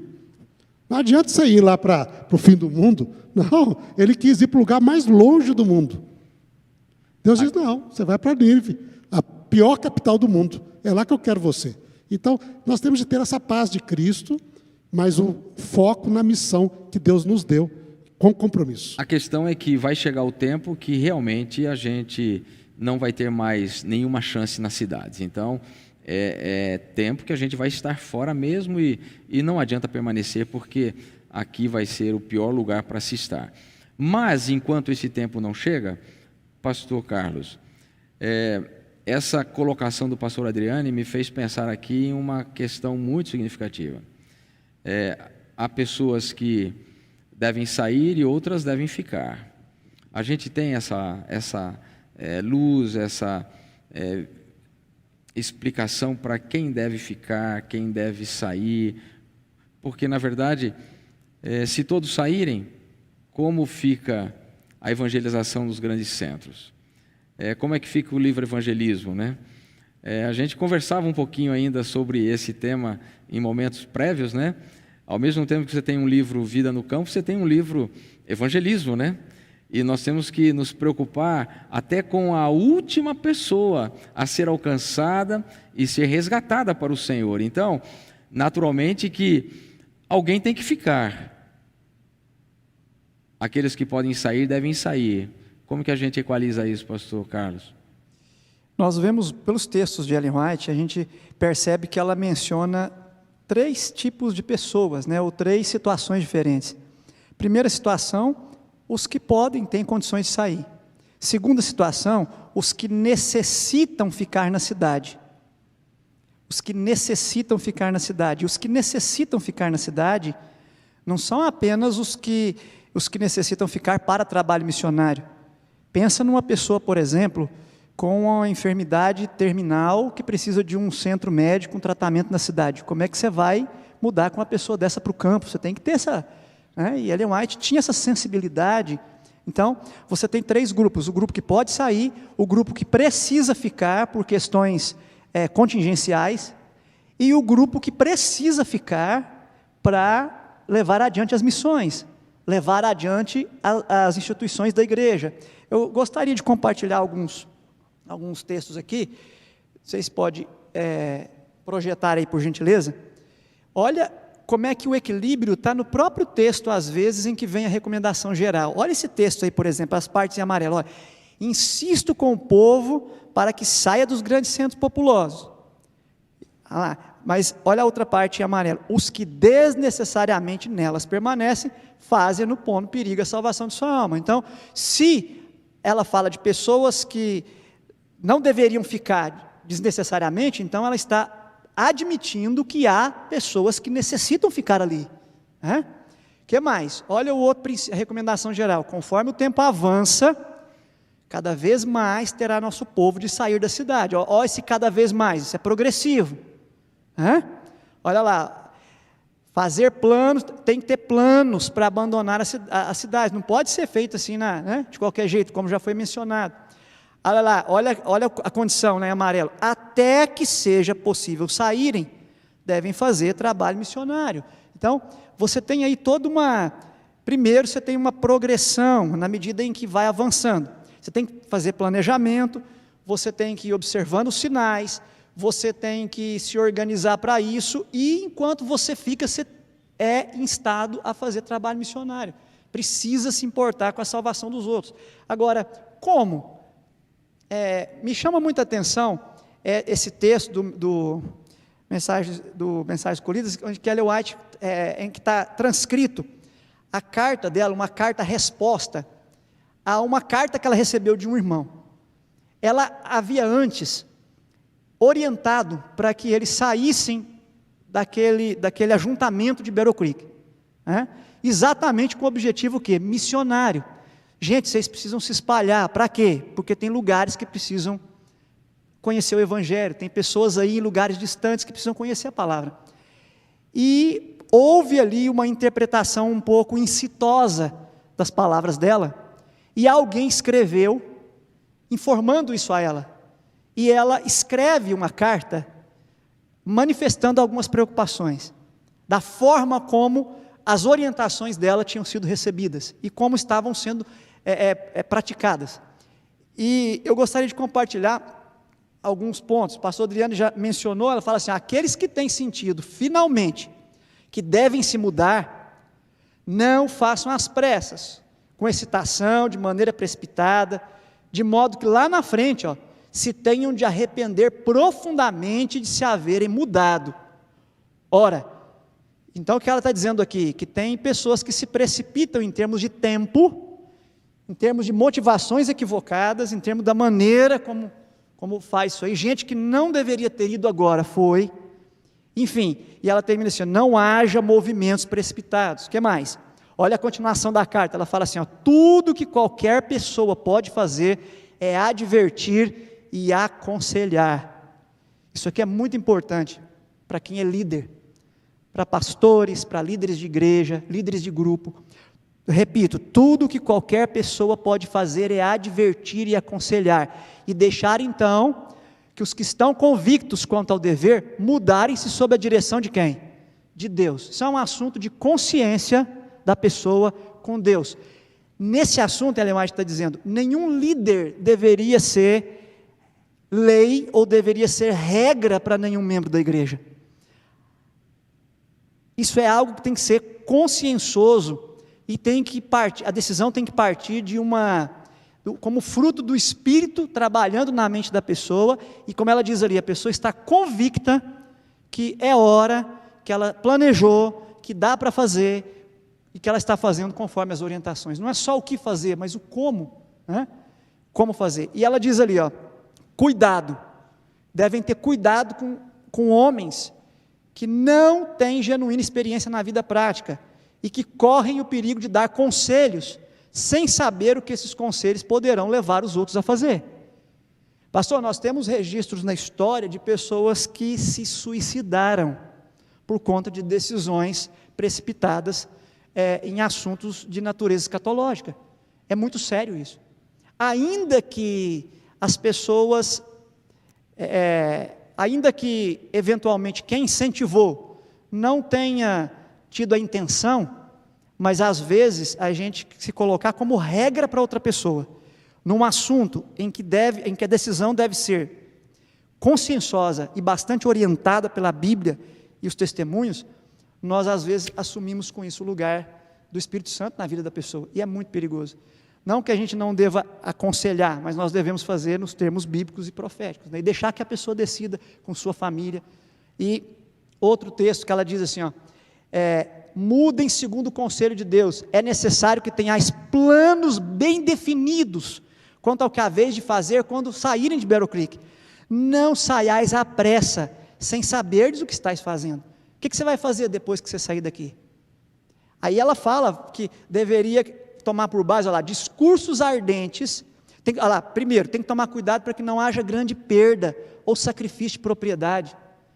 Né? Nós temos relatos históricos de pessoas que ficaram tão assim, perturbadas, que venderam a baixo preço as suas propriedades, achando que era para ontem a coisa, e depois então os poucos recursos deu para sobreviver pouco tempo para onde foram, e depois ficaram sem recursos de sobrevivência, e não tinham para onde ir, não tinham condições, não tinham o que fazer, não tinham emprego, e isso trouxe um problema muito sério para a vida da pessoa. Muitos abandonaram a fé, e veja o que ela fala, elementos humanos lutarão pelo domínio, mas com falta lá de equilibrada moderação, mas nós deveríamos seguir princípios e propósitos sãos.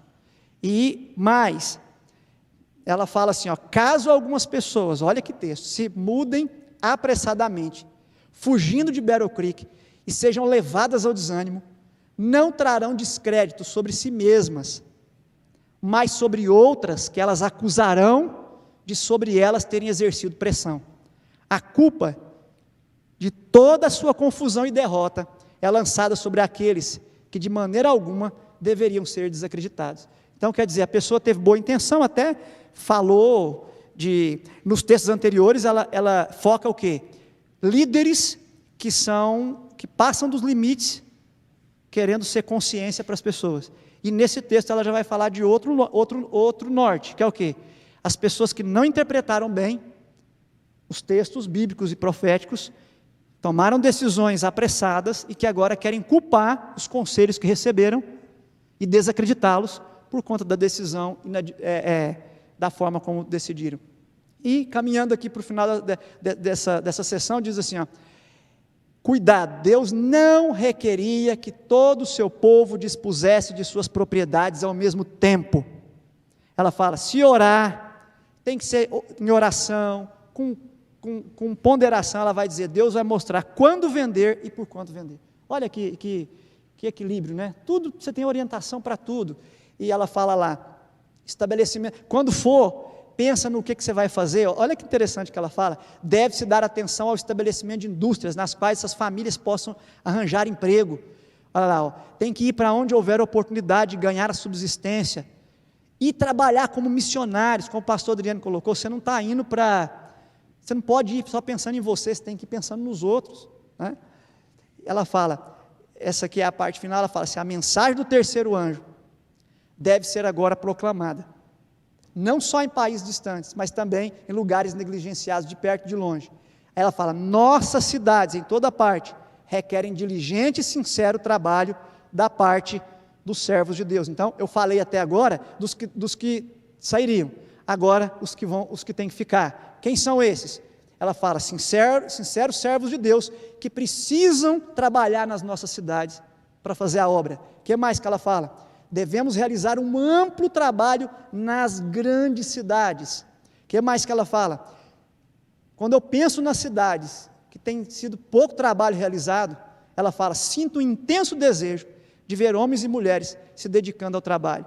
E ela fala, as cidades têm sido negligenciadas. O que mais?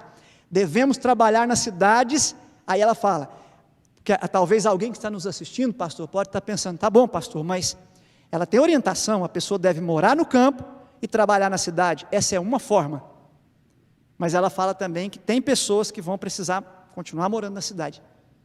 Veja lá, esse é o primeiro grupo, ó, devemos trabalhar nas cidades, mas não morar nelas. Fazer o trabalho nas cidades partindo de postos avançados, que o pastor Adriano já explicou o que são os postos avançados, né? São as escolas, os sanatórios que são estabelecidos a uma distância razoável para influenciar positivamente em termos missionários a cidade. Do interior devemos sair para fazer trabalho missionário nas cidades, advertir as cidades e ao mesmo tempo morar onde possamos proteger nossos filhos e a nós mesmos. Esse é um grupo, é um grupo de pessoas. Agora, olha esse grupo aqui, ó. Há ao nosso redor cidades e vilas onde não se está fazendo esforço algum para salvar pessoas. Por que não haveriam de se estabelecer nesses lugares famílias conhecedoras da verdade presente para pregar? Então, quer dizer, ela fala, ao passo que tem pessoas que vão morar próximo e vir fazer o trabalho, tem lugares que precisam de pessoas permanecer, se estabelecer. Estabelecer aqui, pastor, é a família viver ali, né? Se estabelecer em caráter permanente para levar a obra adiante. E eu vou terminando aqui com essa sessão de texto, ela dizendo assim, ó, aqueles que ficarem nas cidades devem fazer visitas de casa em casa. Quando? Em todo momento. Ela fala, aí o pastor Adriano já mencionou esse texto, os filhos dos que atualmente não podem sair das cidades precisam de escolas. O que mais, pastor? Olha esse texto aí. Deus tem uma obra. Aonde? Nas cidades. Nossas missões precisam ser o quê? Mantidas. Outras novas precisam ser o quê? Abertas. Para levar adiante essa obra com êxito, o gasto não será pequeno. Necessitam-se de quê também? Igrejas, casas de culto, onde o povo seja convidado a ouvir as verdades para esse tempo. Então, a gente precisa olhar para esse conjunto de textos aí e dizer, quem vai? Quem tem condições de ir. Quem fica? Os que precisam ficar.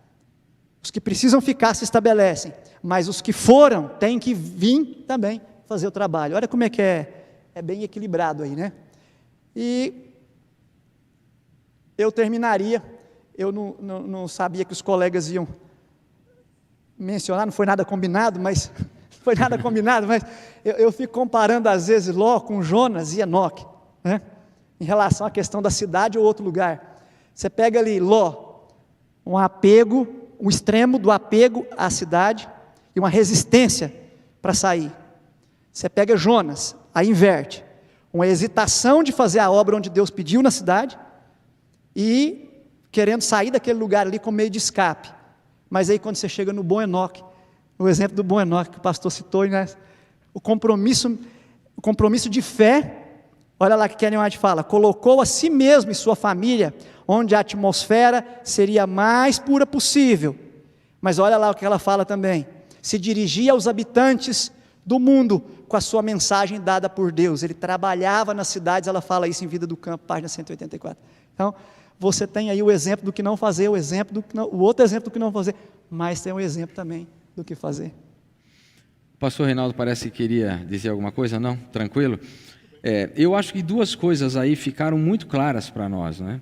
A primeira coisa é o equilíbrio, a segunda coisa é a questão do planejamento, não é? E a terceira coisa, acrescento uma aqui, é a questão da orientação de Deus.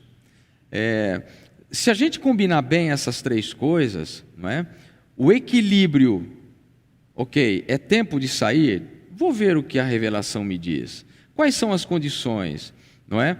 A segunda coisa, eu estou planejado para fazer isso, eu estou me precipitando, eu estou me desfazendo de algumas coisas a baixo custo, vou me arrepender depois, vou voltar. E muitas pessoas que fizeram isso e voltaram, eu conheço várias, abandonaram a fé porque foram instigadas por outras pessoas a fazerem isso em outros tempos, em outros movimentos, e consequentemente voltaram frustradas, perderam o que tinham na cidade, perderam a possibilidade de apoiarem os filhos, darem aos filhos uma sustentação básica e necessária, e voltaram-se contra a própria igreja e contra a própria instituição, não é? E o segundo ponto, e o terceiro ponto, é a questão do aspecto de orientação mesmo. O pastor Carlos colocou um texto ali que aquilo para mim foi muito importante, é a questão da sensibilidade que Deus coloca naquele que está conectado com Ele e que busca através de oração entender qual é o plano de Deus para a sua vida, para a sua família, não é? Deus vai dar o tempo certo e inclusive vai dizer até a que preço vender. É impressionante isso, não é? Quer dizer, a gente não precisa tomar esses assuntos que são extremamente delicados sob o ponto de vista de uma alucinação espiritual, teológica, não é? E sermos tomados aí por essas vozes que às vezes nos impulsionam mesmo, né? E se a gente não tiver cuidado, a gente vai e segue. Agora, quando eu falo de planejamento, naturalmente que eu vou sair e vou para onde? Eu tenho que pensar que eu tenho que ter um lugar. Que lugar é esse? Aonde eu vou comprar? Como que a gente pode, pastor Adriane, entender bem essa questão? Hoje eu estando na cidade, eu já deveria estar preocupado em comprar um pedacinho de terra, um sítiozinho, um lugar mais afastado. Como que eu devo proceder nesse processo?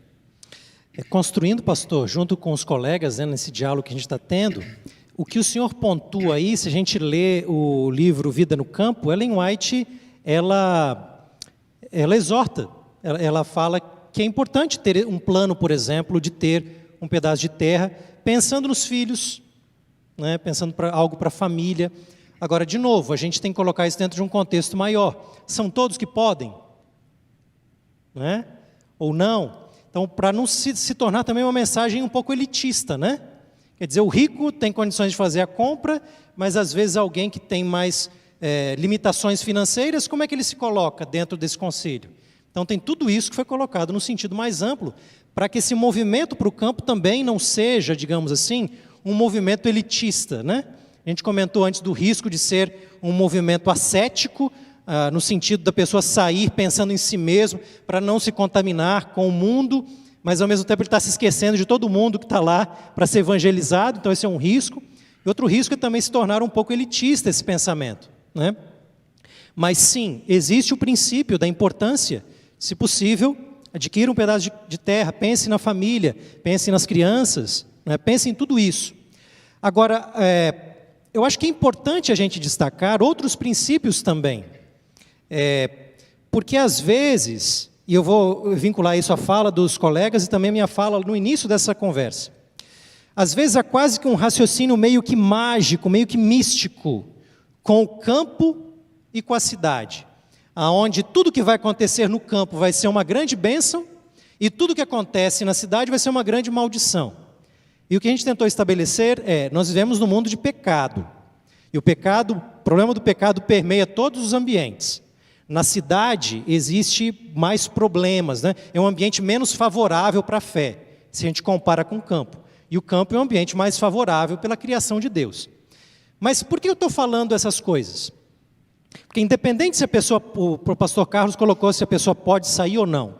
Independente desse ponto, quando a gente estuda a Bíblia e o Espírito de Profecia, ao invés da gente tomar como regras assim imediatas, que vão causar isso que a gente acabou de falar, que a pessoa quer seguir a todo custo, de maneira precipitada, sem planejamento, sem nada, ela se esquece que, como uma grande educadora, Ellen White está colocando princípios, e a Bíblia também está colocando princípios. Então veja só o que eu estou querendo dizer aqui. Às vezes não é possível para uma família sair agora da grande cidade. Mas a pergunta é, o que Ellen White está criticando tanto na cidade? E o que é possível, quem sabe, num planejamento, tentar minimizar um pouco dessa influência? Esse é um planejamento interessante para se fazer. Como eu posso proteger melhor a minha família? Eu não estou indo para o campo, mas eu estou pegando os princípios que ela está dando, e na medida do possível, a gente vai aplicar isso aqui em casa, com os filhos, não é? Porque também, agora vem outro lado da moeda, ir para o campo, só para ir para o campo, as coisas não vão acontecer automaticamente. E aí tem os casos que o senhor mencionou de gente que foi e se frustrou, por quê? Porque o campo não é um lugar mágico ou místico que as coisas acontecem automaticamente. Que princípios existem? Esses princípios têm que ser aplicados ali. E se a gente pensa, por exemplo, na situação de hoje, mundo digital. Aí você leva acesso digital para a sua vida no campo. Será que, eu não estou dizendo para não ter, tá? Estou só dizendo para se planejar. Será que se não houver nenhum planejamento, e o meu filho tem o mesmo acesso digital que ele tinha na cidade, será que os princípios de Ellen White estão sendo seguidos? Será que do ponto de vista do mundo digital não existe também a deturpação, a luxúria, a busca do prazer? Quer dizer, não é ir apenas, comprar um pedaço de terra e tudo vai acontecer automaticamente. Não, isso faz parte de um propósito maior. Como eu posso tomar esses princípios e aplicá-lo no pedaço de terra que foi comprado? Agora, se não fui, como é que eu posso, na medida do possível, aplicar também na vida que eu tenho aqui na cidade? Eu tenho um colega mais velho que diz o seguinte: o indivíduo nunca plantou um alface e ele vem me falar de vida no campo. Então, quer dizer, ele está colocando para mim um elemento que é o seguinte: aplique princípios, certo? Comece a plantar um alfacezinho, comece a trabalhar os princípios, estou falando de maneira metafórica aqui, né? Comece a viver um pouco daquilo que é a vida no campo, na sua própria casa, no apartamento, comece a planejar isso lá na terra. Então, é muito mais do que simplesmente comprar algo e ir de maneira despreparada para o campo. E a gente está tentando aqui pensar um pouco do que é a vida a nossa vida, a vida dos nossos irmãos, seja na cidade, seja no campo, né? Sem dúvida alguma, é muito importante essa sua ponderação, né? Porque a gente já trabalhou a questão da motivação, a gente já trabalhou a questão aqui de quem deve, quem não deve, quem pode, quem não pode, o princípio profético. Quer dizer, está muito claro para a gente todo esse contexto. Eu confesso que se eu pudesse, eu estaria no campo. Eu já vivi muitos anos num conflito de trabalho e, ao mesmo tempo, vontade de sair de um grande centro como São Paulo. Quem mora dentro de São Paulo sabe o quão difícil é viver mesmo dentro de uma capital com tantas possibilidades, talvez a metrópole mais fácil de se viver do mundo, onde você tem tudo o que você quer, a todo momento e a toda hora, uma cidade que não fecha 24 horas, né? São Paulo.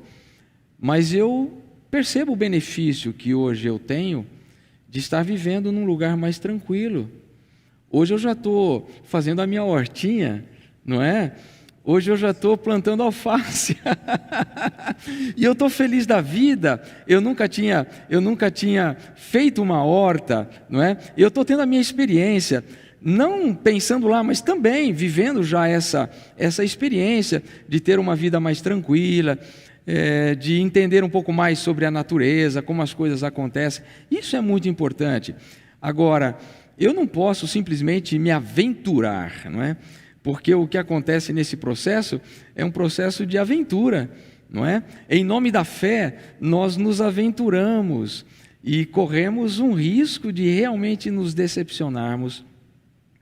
E quando a gente fala de tempo do fim, a gente acha que tudo vai acontecer de hoje para amanhã, né, pastor Reinaldo?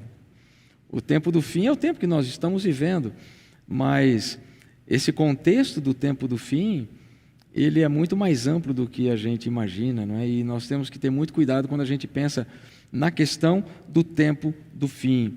E eu queria, naturalmente, ir para o nosso momento assim conclusivo da nossa live. Quais foram as orientações? E essa pergunta eu queria fazer para o senhor.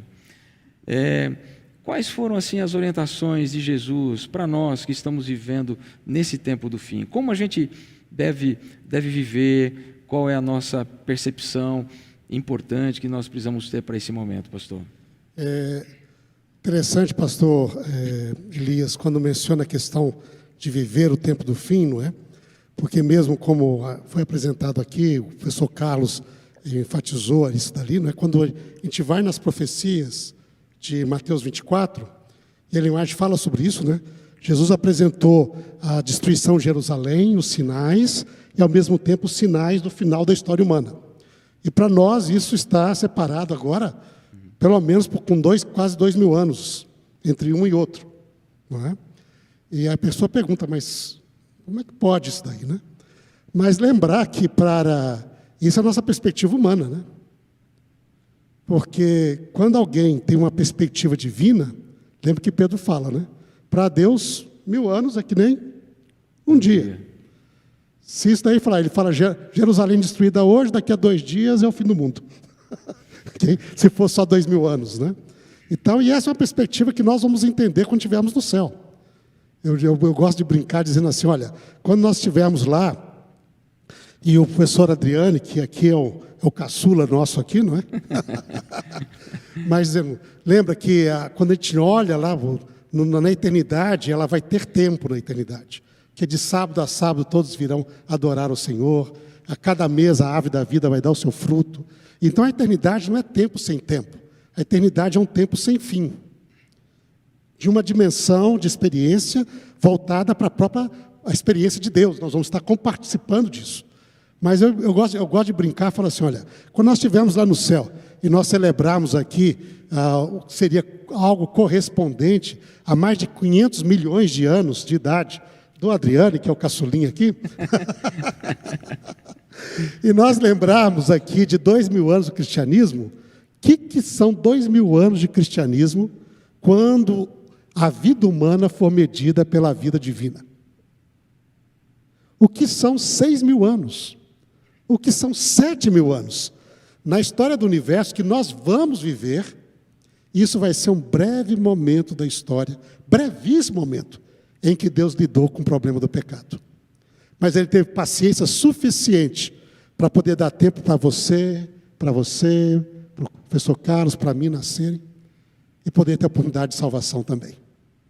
Então, lembrar que essa noção de tempo, às vezes, a gente tem de um lado ver, mas do outro lado agradecer a Deus que Ele é paciente, porque Ele diz que não quer que ninguém pereça, mas que todos cheguem à salvação. Então, isso daí, e nós seremos instrumentos dele para essas quantidades de pessoas que vivem no campo e nas cidades. Eu me impressiono sempre, porque quando eu vejo a igreja adventista, ela segue os conselhos de Ellen White e ela estabeleceu as instituições no campo. E essas instituições no campo foram evangelizadas. Eles não ficaram como um castelo fechado. Igrejas surgiram na região, etc. E também nas cidades. E as cidades estão sendo evangelizadas. Quer dizer, é esse equilíbrio sobre a orientação divina, para o plano de Deus para cada um, que traz essa realização da vontade de Deus na nossa vida. Não é? Mas eu gostaria aqui de, talvez, fechar essa reflexão com algo que o próprio Jesus disse, da minha parte, né? Os colegas talvez aí depois poderão comentar alguma coisa, mas mais, não é? E sobre outros pontos, talvez, ou os pontos são tratados aqui. Quando nós chegamos a Mateus 24, poucas vezes nós damos atenção que Jesus ele não terminou o discurso dele ali no verso 31. Mateus 24, verso 31. E diz, né? E ele enviará, então, aparecerá no céu, verso 30, o sinal do Filho do Homem, né? Todos os povos da terra se lamentarão, ele vai enviar os seus anjos para recolher dos quatro cantos. Isso é a volta de Jesus, é o final. Mas ele não terminou o discurso aqui, ele não muda de cenário. Ele continua, o discurso profético dele termina com uma série de parábolas.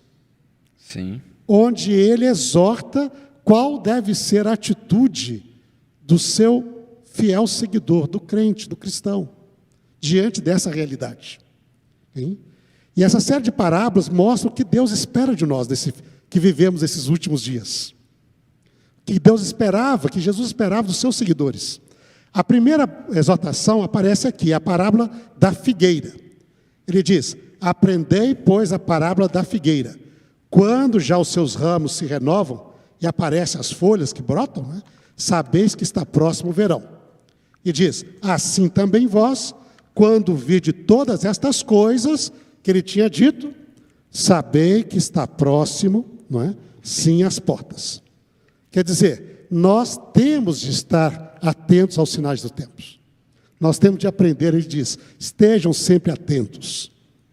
E essa exortação de vigiar, estar atento, ele vai continuar essa mesma sessão e ver nessa parábola, ele adiciona a parábola do pai que protege a sua casa.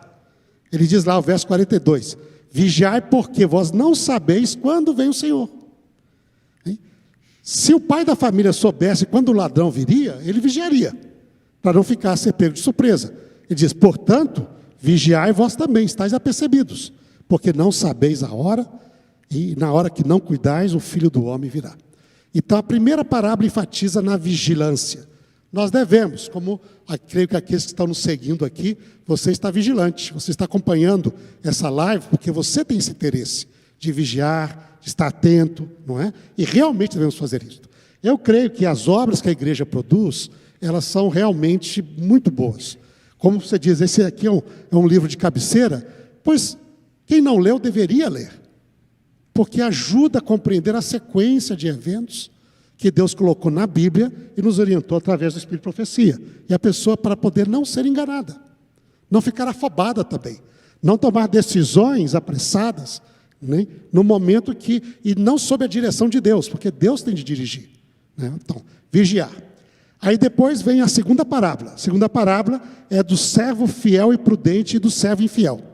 Diz que o Senhor, então, ele entregou ao seu servo a sua casa, para dar uma manutenção dos outros conservos e cuidar da sua casa. Ele partiu para uma viagem, não é?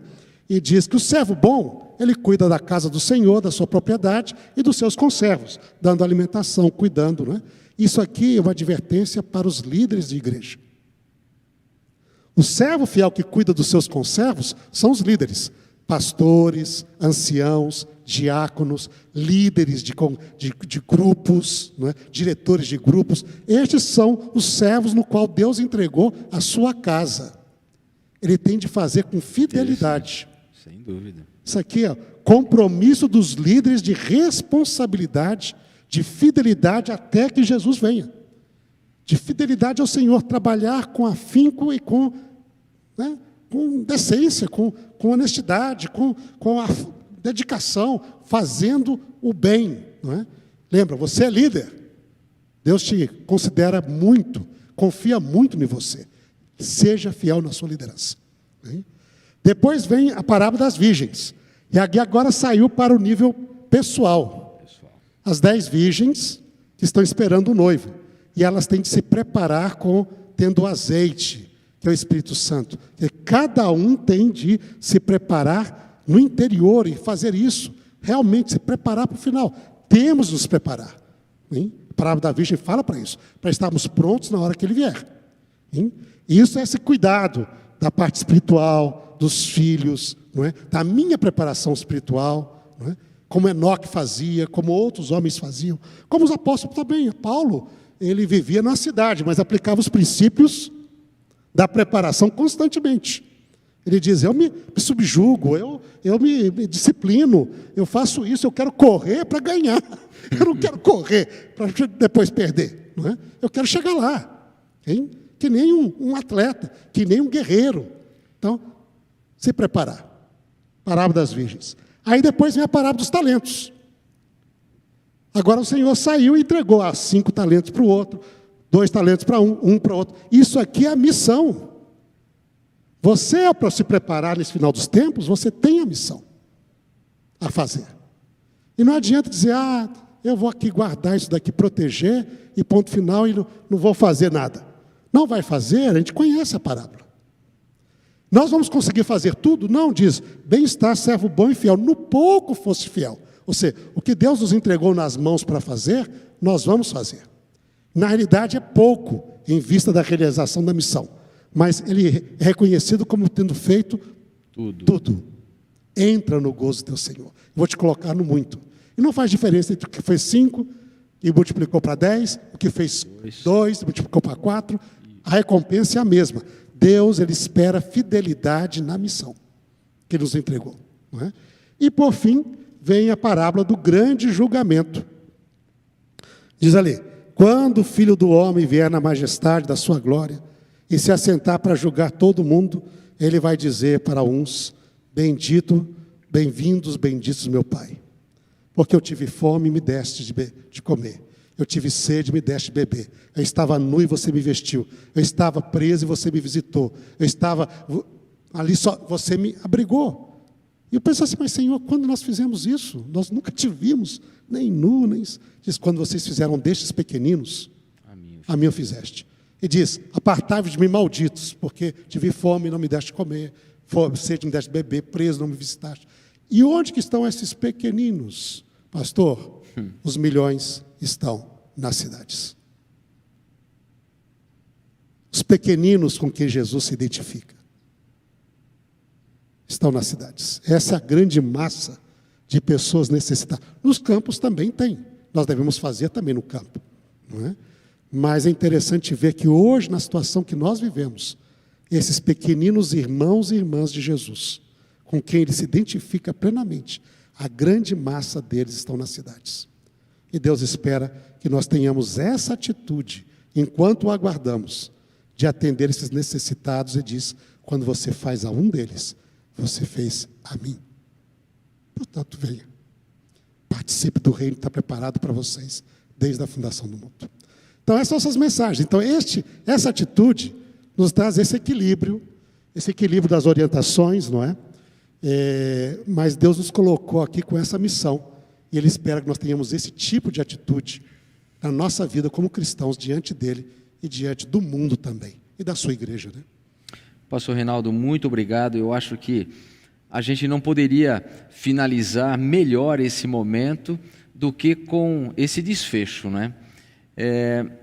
Nós somos pastores. Enquanto o pastor Reinaldo estava aí falando e trazendo assim com tanta propriedade esse contexto, eu estava pensando na minha própria realidade como pastor, né? Nós temos uma responsabilidade. Talvez nós tenhamos que ser os últimos a sair desses grandes centros, porque a missão é uma missão muito séria que Deus confiou a todos nós, não é? E outros líderes, como foi bem colocado, nós temos que cuidar bem da casa do nosso Senhor, nós temos que exercer a nossa vida com propósitos, no sentido de fazer valer os nossos talentos. Aquele que ganhou 1 talento e enterrou, se ele tivesse multiplicado e adquirido 1 talento mais, ele teria sido reconhecido da mesma forma como aquele que recebeu 5, porque na proporção 1 mais 1 são 100%, da mesma forma que 5 mais 5 são 100%. Então, na verdade, Deus tem um propósito para a nossa vida, e a nossa vida ela tem que ser uma vida de propósitos, não é? A gente não pode entrar na onda do desespero, no sentido de desfocar o propósito de Deus para a nossa vida aqui nessa terra. E eu gostei muito de um aspecto que o senhor colocou também, em relação ao contexto do que é esse pequeno tempo que nós estamos vivendo aqui, em relação à eternidade, não é? Eu me lembro de o meu professor de ciências e religião, não é? Pastor Ritter, falecido pastor Ritter, ele fazia uma analogia muito interessante sobre a eternidade. Ele dizia assim: imagine esse mundo, não é, como uma grande bola de aço, e a cada 100 mil anos passasse um passarinho e desse uma bicadinha nessa bola de aço. Quando essa bola de aço, do tamanho desse universo, ela se desfizesse, seria apenas o começo da eternidade. É uma forma, assim, muito poética, mas de dizer exatamente aquilo que nós precisamos entender. Nós não sabemos exatamente quando todas as coisas acontecerão. O próprio Cristo não deixou isso marcado, ele apenas deu sinais, ele deu pistas, e nós estamos vendo na evolução do mundo que estamos no tempo do fim, profeticamente o tempo do fim. Que nós vamos muito além daquilo que nós estamos vivendo, a gente entende que pelos ciclos proféticos a gente não tem muito mais tempo para brincar em relação a tudo aquilo que está acontecendo ao nosso redor. Mas a gente precisa ter cautela, a gente precisa ter preparo, a gente precisa ter consciência e, sobretudo, orientação divina.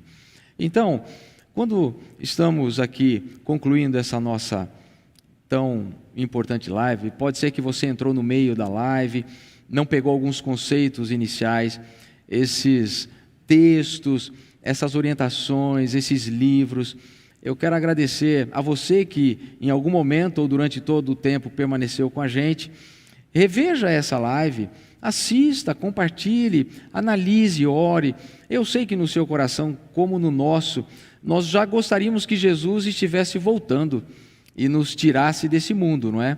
O nosso sonho não é ficar aqui, o nosso sonho é o reino eterno, mas esse reino eterno, ele vai chegar no momento que Deus estabelecer que assim seja. Enquanto estivermos aqui, nós temos uma missão, temos um propósito para cumprir, e eu espero que você entenda, viva com equilíbrio, ore, reúna sua família. Se há um desejo de você sair para o campo, observe todas essas orientações, não faça nada precipitado e deixe Deus conduzir, porque essa vai ser a melhor maneira de você entender e seguir os propósitos de Deus. Pastor Adriane, as suas últimas palavras para aqueles que estão nos ouvindo, e são milhares de pessoas. Eu hoje estou aqui sozinho, sem o meu parceiro de guerra, pastor Hernani, que por um motivo particular não pôde estar com a gente. Ele sempre fica aí monitorando as nossas redes sociais, não é? Acompanhando aí as perguntas, os comentários, mas nós temos aqui hoje milhares, eu tenho olhado aqui algumas centenas de pessoas, milhares de pessoas acompanhando o nosso bate-papo. Então, como pastor, a sua última mensagem para esse grupo, por favor. Bem, pastor, eu gostei muito da maneira como a nossa conversa foi conduzida, especialmente no final, com a ideia da vigilância, né? Eu creio que no momento que a gente vive, se a gente puder fazer uma analogia com o semáforo, não é um momento de termos um sinal verde para pensar que a vida continua normalmente como se nada acontecesse à frente de nós, não é? Também não é um sinal vermelho para dizer que tudo mudou, é uma catástrofe que acabou com tudo, mas é um sinal amarelo ali, né? Atento, atenção, não é? Vamos ficar atentos. E em cima desse diálogo que a gente teve, eu acho que a nossa atenção tem que estar em duas frentes principais. Atenção em relação ao nosso caráter, a nossa vida, as influências que o mundo tem sobre nós, e também a vigilância, a atenção em relação ao nosso trabalho missionário. Essas são duas frentes importantes que são desenvolvidas, né, na Bíblia, no Espírito de Profecia. Eu já mencionei que Ellen White é uma grande educadora, e para ela, educação é igual a salvação. A educação do caráter é um processo salvífico. e por isso ela está tão preocupada com a influência das cidades, não é? Falando, olha a vida no campo, pensa nas crianças, na família, mas lembra que na visão educacional dela, não existe educação, salvação ou desenvolvimento do caráter sem o papel do serviço. O serviço é fundamental para o desenvolvimento do caráter e para a salvação, e daí vem o ímpeto missionário. Então o ímpeto missionário não é mais uma coisa junto com o desenvolvimento do caráter. As duas coisas, elas andam de mãos dadas, né? Então a gente deveria se preocupar quando às vezes a gente tem um ímpeto missionário muito grande e a gente se esquece do caráter, das influências que vêm sobre nós, assim como também preocupação quando o ímpeto é muito grande de tentar se proteger das coisas e se esquece de servir, de pregar. Então atenção, vigilância para essas coisas, né? Obrigado. Pastor Carlos, você que colocou aí com tanta propriedade vários textos, gráficos, e tem estudado esse assunto com profundidade, eu quero te agradecer aí por participar com a gente, e foi muito bom tê-lo aqui conosco nessa discussão. Que Deus continue te abençoando. Quais são as suas palavras finais aí para o nosso grupo? Minhas palavras finais, primeiro, é de gratidão a Deus, pastor, pela oportunidade de poder compartilhar com os nossos milhares de irmãos que estão nos acompanhando um assunto tão relevante para o tempo que nós estamos vivendo como esse. Obrigado por poder estar aqui, pela oportunidade, e eu quero deixar uma última projeção aí. O que eu aprendo, pastor? O que eu aprendo como um leitor dos testemunhos sobre esse assunto? Primeiro, sair e viver no campo, preferencialmente e sempre que possível. Segundo, contribuir responsavelmente para fazer progredir a obra nas grandes e nas pequenas cidades. Ou se estabelecendo nelas, se Deus o chama para isso, ou visitando-as, caso você se sinta chamado para sair. Terceiro, fugir das grandes cidades urgentemente quando sair o decreto dominical. Quarto, abandonar as pequenas cidades e zonas rurais definitivamente quando sair o decreto de morte. E 5, pregar o evangelho eterno prioritariamente onde estiver, seja na cidade ou seja no campo. É o aprendizado que eu tenho tido, pastor, em contato com os testemunhos, dos quais nós agradecemos a Deus aí, porque é uma orientação específica para esse tempo que nós estamos vivendo. Obrigado, pastor. Pastor Reinaldo, eu vou pedir então, as suas palavras finais foram tão profundas, emocionantes, nos colocaram assim realmente na presença de Deus e fez a gente sentir um desejo muito grande pela volta de Jesus, mas ao mesmo tempo uma preocupação de continuar dando o nosso melhor, fazendo o máximo para que, se possível, Cristo volte na nossa geração e nos encontre preparados. Isso é o mais importante, não é? Como virgens prudentes, como servo bom e fiel, não é? Como aquele que cuida devidamente da casa do Senhor, não é? Então, com esse sentimento, com essa emoção, eu queria convidá-lo então a orar conosco, colocando a nossa vida, a vida desses milhares de telespectadores aí que estão conosco, dos nossos irmãos que estão aí com esse sentimento, pensando, se planejando, se organizando, para que Deus realmente dê a eles a orientação certa, no tempo certo e do jeito certo. Ora para a gente, por favor. Oremos então. Bondoso Pai que estás nos céus, nós te agradecemos, ó Pai, por esse momento aqui de diálogo, de estudo que tivemos sobre esse tema tão relevante e a Tua vontade revelada na Tua palavra e pelos testemunhos que nos deste através de Ellen White, para esta questão pudesse ficar clara, Senhor, para o Teu povo e decisões fossem tomadas, Senhor, com sabedoria, com boa disposição, mas sobretudo com compromisso de Te servir, Senhor.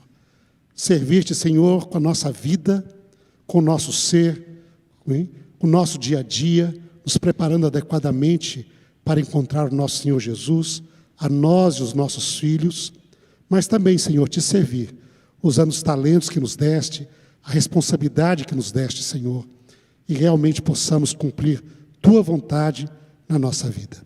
Que assim seja na vida daqueles que participaram conosco no Seguindo, ou como o pastor mencionou, na vida de todos os irmãos e irmãs que estão considerando esta questão, que o Senhor possa lhes dar sabedoria e a tua orientação, através da tua palavra e do teu Espírito, para que eles tomem decisões adequadas, dirigidas por ti, e que realmente venham ser um motivo de glória para o teu santo nome e bênção na vida deles e para as pessoas com que eles entrarão em contato na situação em que estiverem. Nós os colocamos nas tuas mãos, ó Pai, te louvamos pelas tuas instruções e orientações e pedimos a tua bênção sobre essa nova semana que logo começará, sobre cada um que aqui está e acompanhou esta live em Cristo Jesus, nosso Senhor.